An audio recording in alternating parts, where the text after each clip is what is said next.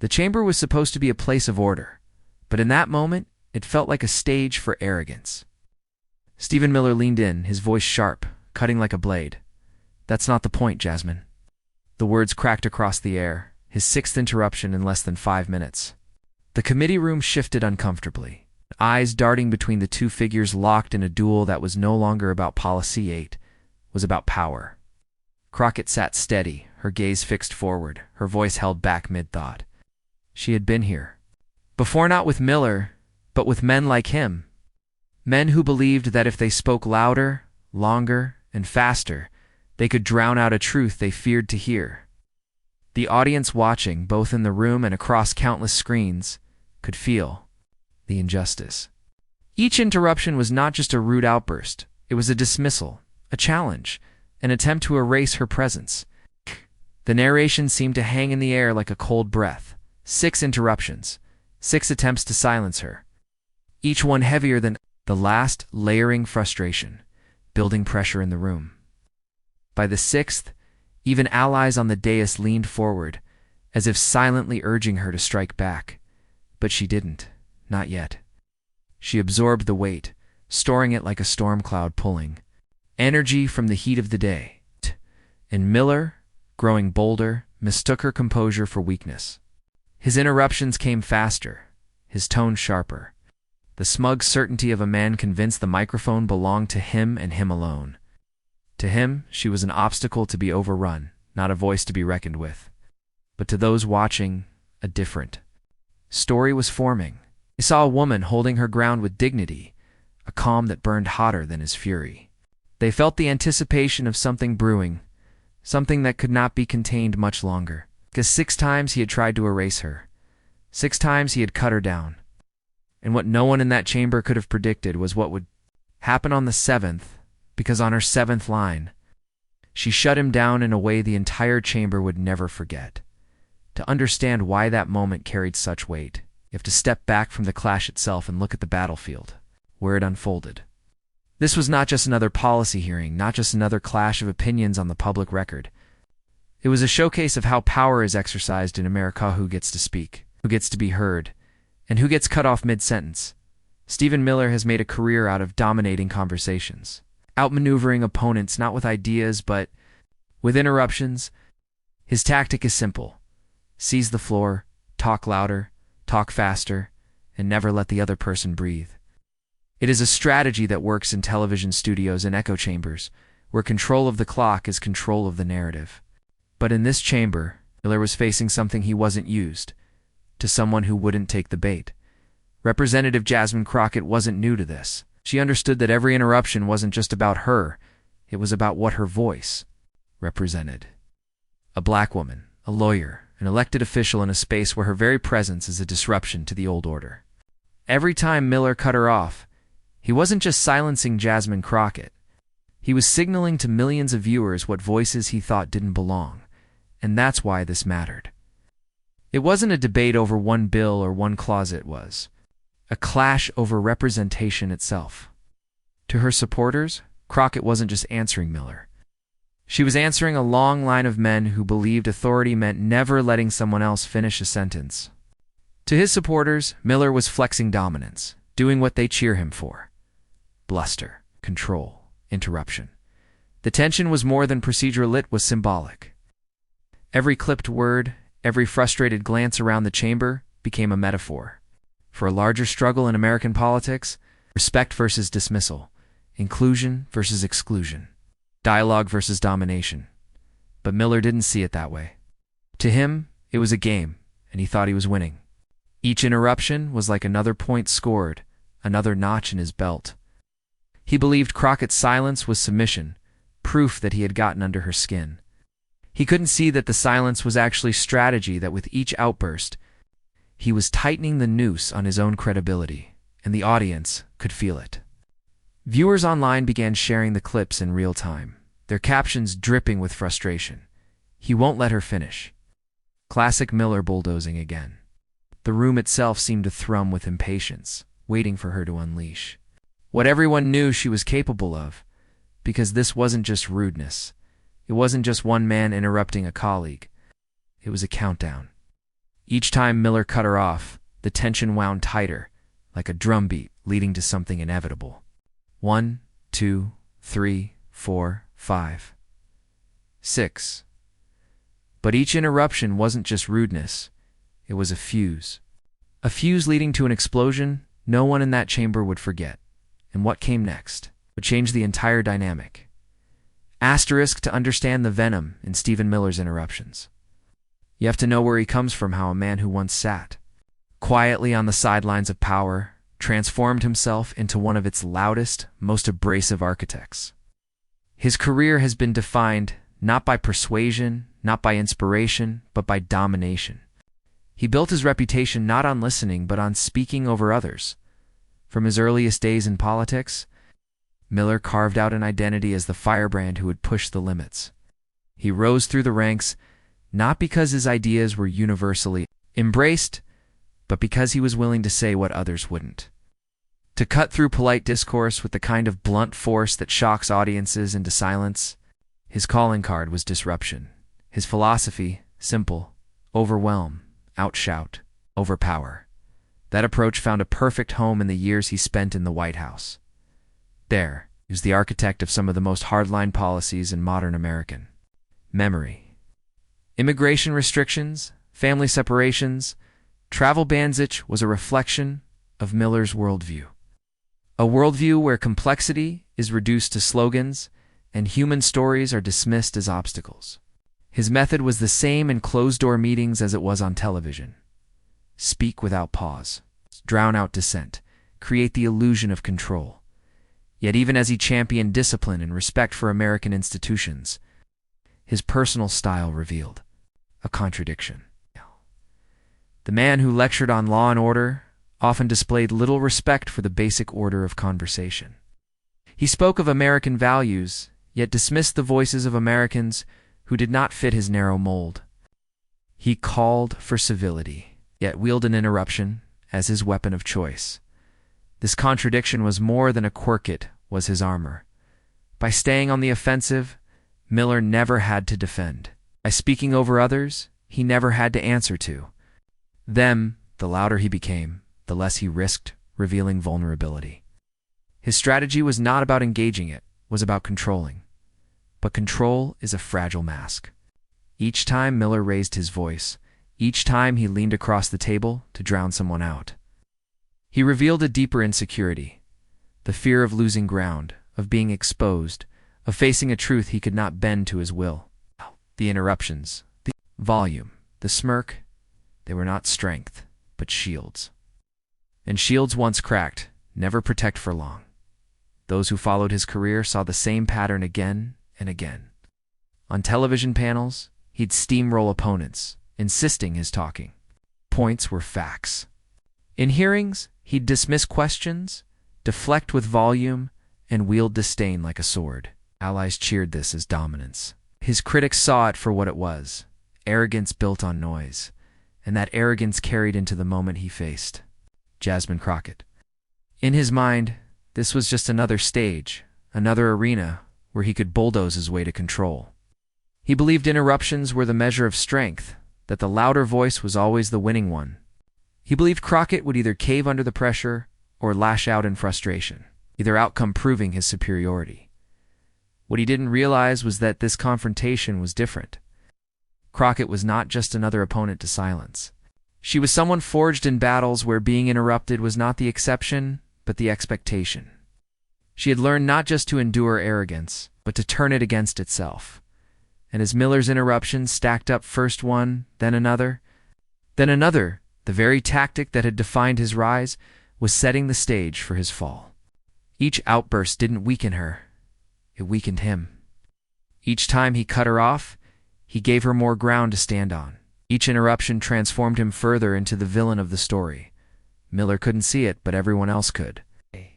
Louder he grew, the thinner his armor became, and with one more interruption, he was about to hand her the opening she needed. Long before she sat in that chamber, staring down Stephen Miller, Jasmine Crockett had been fighting to be heard. Her story wasn't born in polished halls of power, but in the relentless grind of service and sacrifice. She came into politics, not as a careerist, but as someone who had walked the long road through activism, through the courts, through communities that had to claw for dignity. Her roots are deep in the law, sharpened in the courtroom, where every word mattered, where interruptions were constant, and where her voice had to cut through dismissiveness to protect her clients. She knew what it was like to walk into a room and be underestimated, to be spoken over, to be told, sometimes with words, sometimes with silence, that her perspective was not welcome. And she knew the quiet strength it took to stand anyway, to persist, to demand the space that was hers by right. Her journey into Congress was not smoothed by privilege. It was marked by long nights preparing cases, by battles fought for those who couldn't afford to lose. As an attorney, she became known for her firefighting for justice, where the system preferred silence. She learned that interruption was not just a tactic of debate, but a tactic of power, an attempt to erase voices before they could land. And so, she learned to fight through it. That experience became armor for Crockett. The interruptions in that chamber weren't new. They were familiar echoes of every time someone had tried to box her out of the conversation. Every time she was told to wait her turn. Every time her ideas were brushed aside. Every time she was told that someone else's voice mattered more. She knew those tactics, and she knew how to survive them. But she was more than a survivor. She was a strategist. Crockett's calm was not passivity. It was calculation. She had spent years studying not just law, but people, their tells, their rhythms, the cracks in their confidence. She learned that sometimes silence was stronger than sound, that letting someone overextend themselves could set them up for their own undoing. When Crockett took her seat in Congress, she carried all of that with her, the sharpness of her legal mind, the scars of dismissals past, the resilience of someone who had learned not just to endure arrogance, but to weaponize it.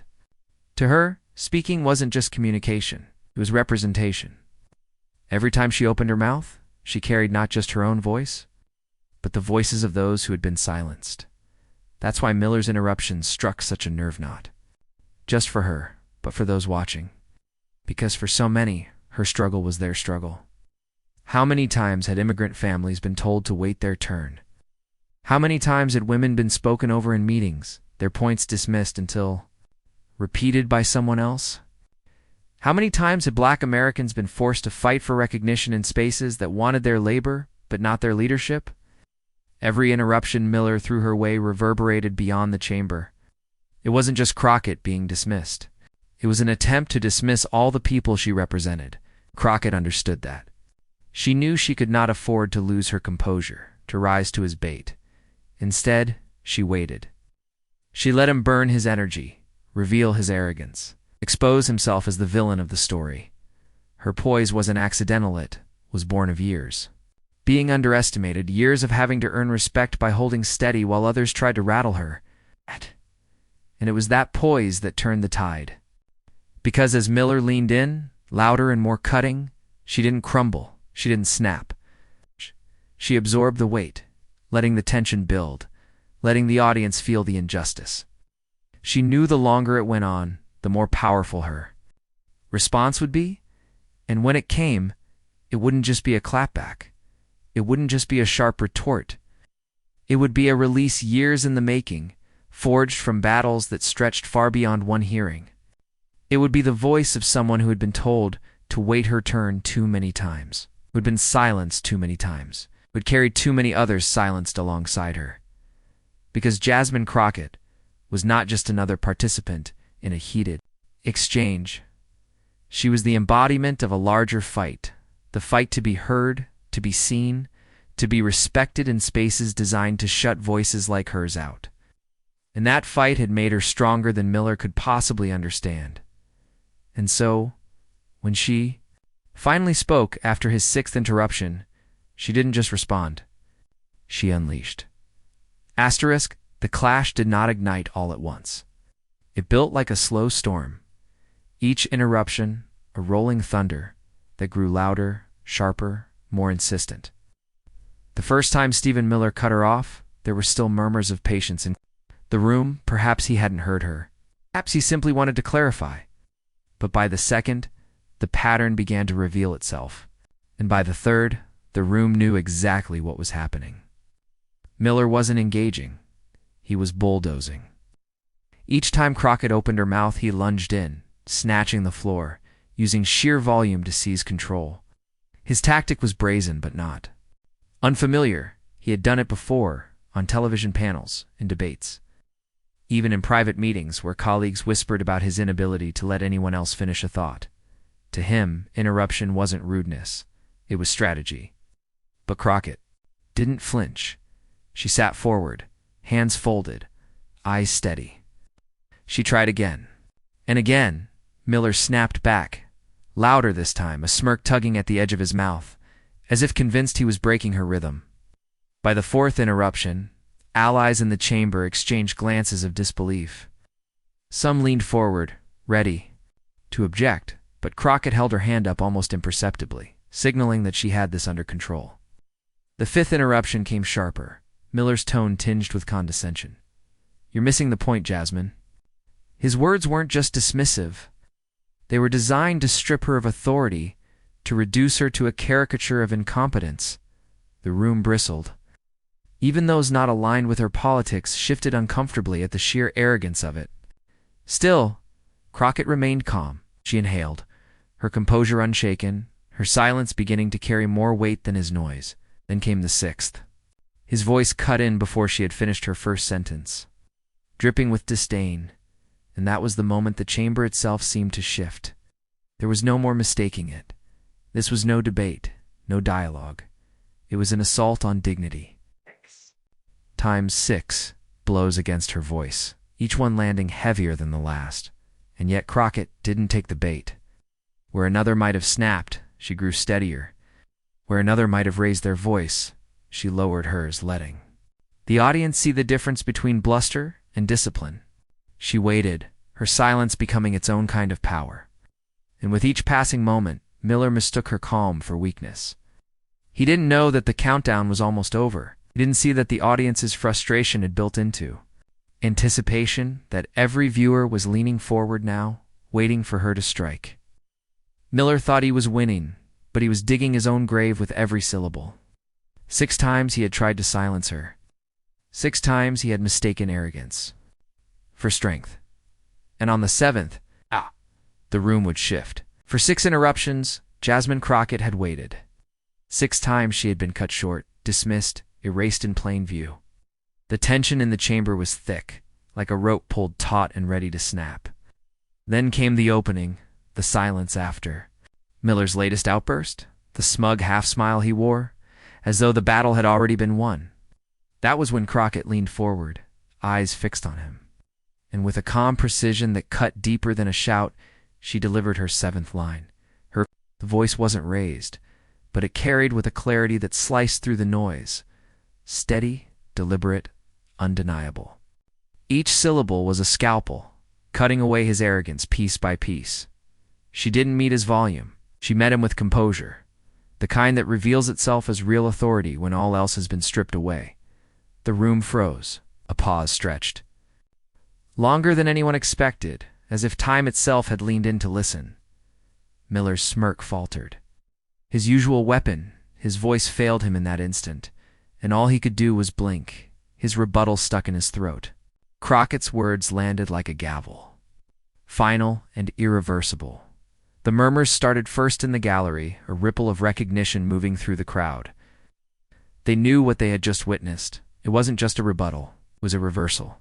Miller had gone from the man in control to the man exposed. His interruptions, once seeming like power, now looked like desperation. His swagger, once meant to intimidate, now read as weakness. And Crockett didn't stop there. She let the silence do its work, then continued with the kind of cadence that felt less like an argument and more like a verdict. She pointed out the hollowness of his claims, the arrogance in his approach, the disrespect in his tone, not with anger, but with a calm that carried centuries of resilience behind it. She spoke not just for herself, but for every voice he had tried to dismiss. Every story he had tried to erase. Miller tried to interject again, but the spell had broken. His words stumbled, tripping over themselves, lacking the force they once had. The audience could see it, his confidence crumbling, his armor cracking. Crockett didn't need to shout him down. She had already dismantled him with that single line. Everything else she added was simply reinforcing the truth. Arrogance had met its match. Arrogance had lost. Commentators later would describe it as a mic drop moment, but it was more than that. It was the unveiling of a power that doesn't rely on volume or interruption. A power rooted in clarity, in conviction, in the refusal to be silenced. Crockett's words carried an echo, not because they were loud, but because they resonated.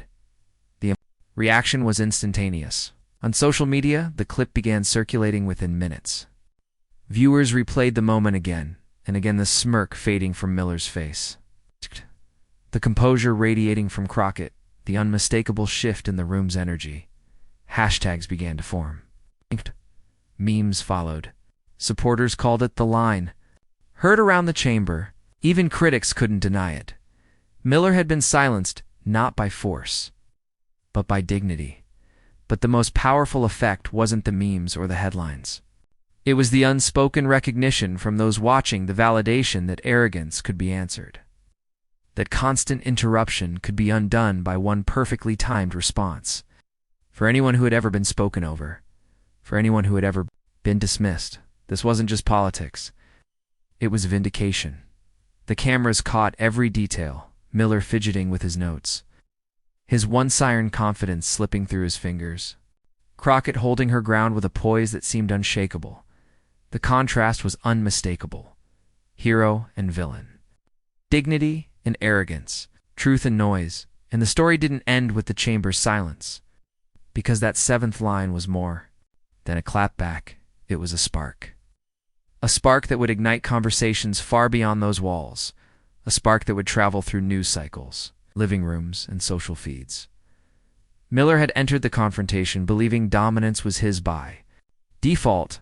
That control was guaranteed so long as he spoke the loudest. But Crockett showed the opposite, that control belongs not to the one who shouts, but to the one who commands silence. And in that moment, the silence belonged to her. But that was just the beginning. Because what happened outside that room? What happened once the clip hit the world would prove even more powerful. Asterisk, he chambered. It may have fallen into silence after Crockett's takedown, but the world beyond it roared. Within minutes, clips of the exchange began racing across social media. By the time the hearing even adjourned, hashtags were already trending. Hashtag seventh line. Hashtag Crockett shuts Miller down. Hashtag dignity wins.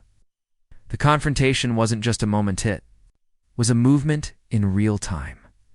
Viewers who had watched Miller bulldoze his way through 6 interruptions felt vindicated. Their frustration had built with each dismissal, each arrogant cutoff. And when Crockett finally answered him with her 7th line, it was as though she had spoken for all of them. The comment sections exploded. That's exactly what needed to be said. She did what we all wish we could do. Respect with power, that's leadership. Miller, once so sure of his dominance, became the subject of ridicule. Memes circulated within hours, showing him mid-smirk before the takedown, then wide-eyed in silence after. One viral caption read, "When arrogance meets facts and loses." Others highlighted Crockett's poise, a still image of her calm expression paired with the words, "Strength looks like this." But it wasn't just online fandom that lit up. Major commentators and journalists weighed in. From progressive news outlets, Crockett's moment was described as a masterclass in composure under fire. Even centrist voices who often tried to balance their critiques admitted the optics were devastating for Miller. And among activists, the clip became a rallying point. Proof that arrogance could be defeated not by matching its volume, but by outlasting it. Celebrities joined the chorus. A-list figures retweeted the clip with fire emojis, captions of admiration, and words like queen, icon, unstoppable. The cultural validation gave the moment legs far beyond the usual political bubble. Crockett wasn't just a congresswoman in a hearing sheet, was suddenly a symbol, a trending figure who embodied resilience in the face of arrogance. Meanwhile, Miller's allies scrambled. Some attempted to spin the exchange as overblown, insisting he was merely passionate, But the spin faltered because the clip spoke for itself. No amount of talking points could undo the image burned into millions of screens. Miller's voice cut off by silence, Crockett's words echoing louder than his. Interruptions ever could, the ripple effects extended into political circles as well. Colleagues praised Crockett's composure, calling it exactly the kind of strength we need right now. Constituents back home flooded her office with messages of support, proud that their representative had stood tall and silenced a voice that had too often drowned out others. For many, it wasn't just about Miller, it was about the larger principle of respect in public discourse, and for the people who had ever been interrupted or been dismissed, the symbolism was personal. Stories poured in, online women recounting moments of being spoken over in meetings. Immigrants recalling times their accents were mocked, young activists sharing how often they had been told to wait their turn. Crockett's victory became their victory, her seventh line, a proxy for their silenced words. In less than 24 hours, the clip had reached millions. Hashtags turned into think pieces, memes into op-eds, reactions into a cultural event. The confrontation was no longer confined to one chamber, had spilled into living rooms, offices, schools, and streets. People weren't just watching. They were sharing, retelling, claiming the story as their own. Stephen Miller had come into that hearing with his usual armor of arrogance, confident that interruption would keep him in control. But in the aftermath, he was left as little more than a punchline, while Crockett stood elevated, not just as a participant in a debate, but as a symbol of something larger: dignity, composure, truth, and yet as powerful as the reaction was. Its meaning wasn't fully captured in hashtags or headlines, because the real story wasn't only about a takedown, it was about what that takedown revealed, and that revelation about dignity, about listening, about the power of restraint would carry us into the lesson at the heart of it all. In the end, the clash between Stephen Miller and Jasmine Crockett wasn't just about one exchange of words. It was about the larger truth of what happens when arrogance meets dignity, when noise collides with composure. Crockett's seventh line did more than silence. A political operative, it reframed the moment into something universal, something far bigger than either of them. Because what her response showed is that interruption isn't only about cutting off speech, about cutting off recognition, respect, humanity itself. Every time Miller silenced her, he was echoing a long tradition of arrogance that insists some voices don't deserve to be heard.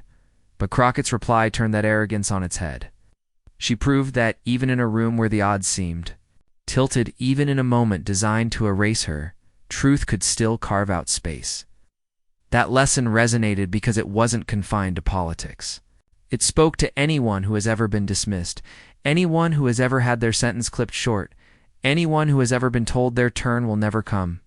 Crockett's composure reminded us that silence, patience, and timing can be stronger than bluster, that dignity carries a weight louder than interruption ever could, and the moral extended further still.